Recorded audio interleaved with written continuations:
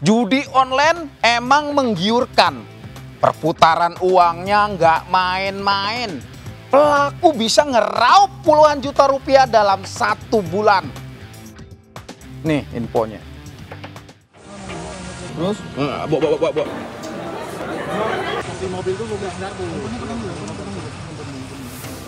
Anton Luciano, warga Lubuk Baja, Batam ini tak berkutik saat disergap tim Jatanras Polresta Barelang di kawasan Pelita, Batam.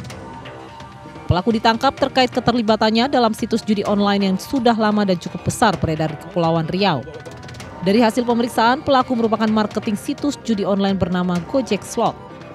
Modus operandi dengan mengirim link situs tersebut melalui grup di aplikasi pesan singkat. Dalam 1 hari tercatat ribuan warga Batam menggunakan situs judi online tersebut. Server masih kita duga di Kamboja dengan keuntungan 5% setiap pemain yang kalah. Berapa lama Pak? Lama-lama berlangsung Pak. Modusnya seperti apa Komandan? Modusnya seperti apa menawarkan? Kurang lebih bulanan ya. Tersangka diketahui juga memiliki koneksi langsung dengan pemilik situs di Kamboja yang bernama Paus.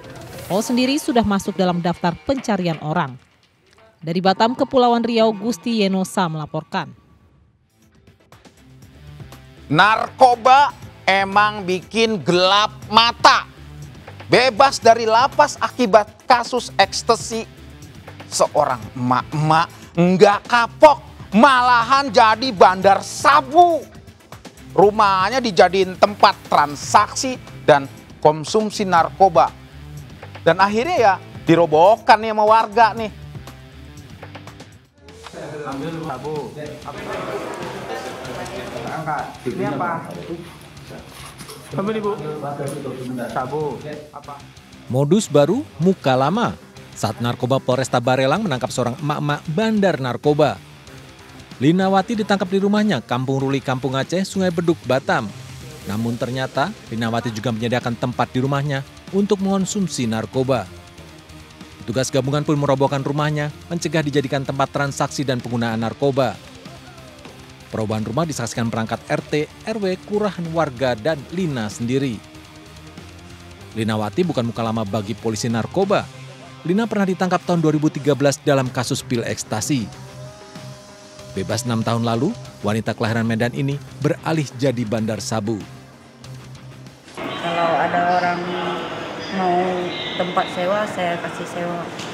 Maksudnya sewa untuk mengisap sabu? Ya. Nah, berapa sekali ngisap? 10.000. Berapa? 10.000. Banyak kamar-kamarnya atau bagaimana? Bebas. Dia seperti kamar-kamar atau bagaimana? Enggak. Di tempat dapur itu aja.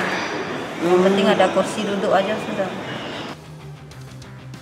Kampung Aceh dikenal sebagai wilayah rawan narkoba. Konsumen Linawati tidak membawa narkoba keluar, namun menggunakannya di dalam kawasan tersebut. Dari Batam, Kepulauan Riau, Gusti Yenosa melaporkan. Nah, yang ini emak-emak ngaku bisa lulusin anak orang jadi anggota TNI Angkatan Darat di Asahan, Sumatera Utara. Nah, untuk melancarkan aksi nipunya, pelaku minta uang ke korban, ya, ngakunya buat transportasi, buat biaya pelantikan TNI nanti. Nah, pelaku minta 265 juta rupiah. Wih, duit itu.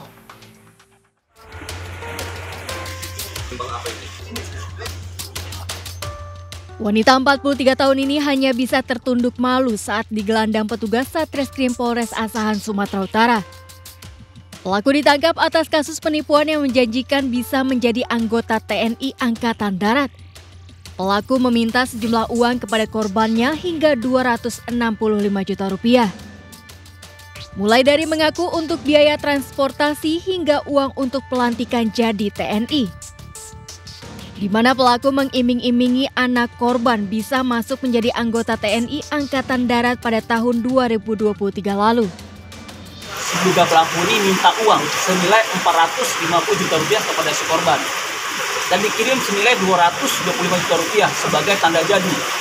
Kemudian pada saat itu juga beberapa bulan kemudian dijanjikanlah bahwasannya anak si korban ini akan dilantik menjadi bintara TNI Angkatan Darat pada saat tutup pendidikan. Pelaku ditahan di sel tahanan Polres Asahan untuk diproses hukum lebih lanjut. Dari Asahan, Sumatera Utara, Ulil Amri melaporkan. Nggak bisa jaga dan nahan emosi ya, berujung kekerasan. Kita sebut aja nih oknum ASN. Pakai plat nomor merah atau plat dinas. Ditolak petugas SPBU pas mau isi bensin BBM bersubsidi. Bukannya sadar diri. Nih ASN ini nih malah marah-marah sampai memukul petugas SPBU. Nah loh.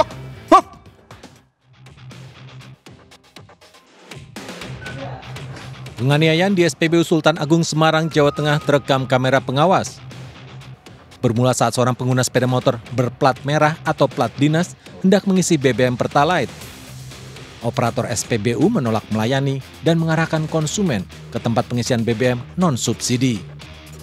Namun konsumen yang diduga seorang ASN marah-marah bahkan menendang mesin pompa pengisian. Pengendara tersebut juga mendorong kepala jaga SPBU. Tak cukup di situ, pelaku memukul kepala petugas SPBU dan melarikan diri. Beli bensin Pertalite, pakai plat merah. Itu kan tak bilangin, Pak, kalau plat merah nggak boleh. Bolehnya pertama. Terus bilangnya boleh, ngeyel boleh. Akhirnya aku bilang, tak panggilin pengawasku dulu. Korban bersama manajer SPBU melaporkan kejadian tersebut ke Polsek Candisari, Semarang. Meski belum diketahui identitas pelaku penganiayaan, plat nomor dinas sepeda motor terekam jelas kamera pengawas. Dari Semarang, Jawa Tengah, Kristadi melaporkan. Yang ini udah buron selama sepekan. Pelaku pembunuhan wanita karyawan nikel di Luwu Timur, Sulawesi Selatan, dicokok polisi. Tidak hanya dibunuh ya, korban juga dirampok dan mengalami kekerasan seksual.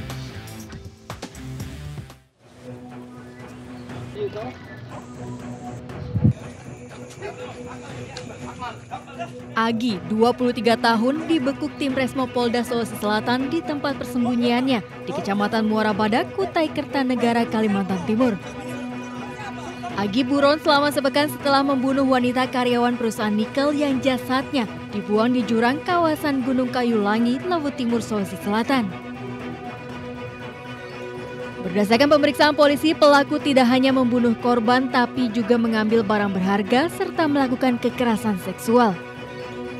Peristiwa itu terjadi saat korban menumpang angkot yang dikendarai pelaku dalam perjalanan ke Morowali, Sulawesi Tengah. Pelaku berdalih terusik dengan pakaian yang dikenakan korban hingga timbul hasrat untuk mencelakai korban. Sempat lari keluar mobil dan terduduk di aspal. Pelaku mendekati korban sehingga saat itu juga meninggal dunia. Kemudian pelaku mengambil perhiasan korban dan mengangkat korban langsung membuangnya ke jurang. Sebelumnya jasad korban ditemukan warga di pinggir jalan Trans Sulawesi, Poros Selatan dan Tengah pada Rabu 13 November.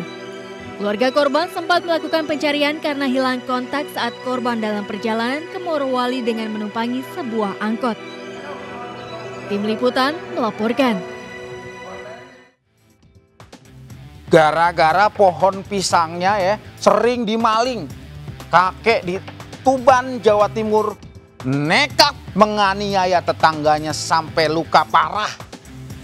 Akhirnya si kakek harus berhadapan dengan hukum ya. Aduh, hidup bertetangga yang harusnya rukun-rukun aja. Roll.